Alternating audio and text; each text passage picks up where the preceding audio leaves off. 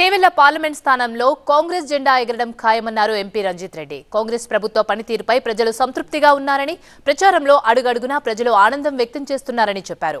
మరోసారి చేవెళ్ల ప్రజలు తనను ఆదరిస్తారనే విశ్వాసం కలుగుతుందన్నారు రంజిత్ రెడ్డి.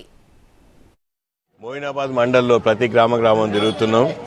ఇంత ఎండలో ఇంత పెద్ద ఎత్తున అక్క చెల్లెలు అన్నదమ్ములు ప్రతి ఒక్కరు గ్రామాల్లో ఇంత పెద్ద ఎత్తున రావడమే నా కడుపు నిండుతుంది. ఎందుకంటే ప్రతి ఒక్కరూ ఇచ్చిన 6 గ్యారెంటీలు అమలవుతున్నాయన్నా మాకేం బేఫికర్ ఉన్నాం, మంచిగా ఉన్నాం. కాంగ్రెస్ పార్టీ ప్రభుత్వంలోకి వచ్చింది కాబట్టి ఇచ్చిన హామీలు అమలవుతున్నాయి. అవతల పార్టీ బీజేపీ పార్టీ ఏ హామీ ఇచ్చినా ఒక్కటి కూడా అమలు చేయలేదు.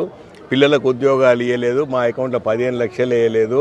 మాకే ఆకలి తీర్చలేని బీజేపీ పార్టీ మాకు వద్దు. మేమందరం కూడా శ్రీరామచంద్రుని నమ్ముతాం. కానీ శ్రీరాముడు ఎప్పుడు గుడిలో ఉంటాడు, మన గుండెలో భక్తి ఉండాలని చెప్పి వాళ్ళే చెప్పడం చాలా సంతోషం.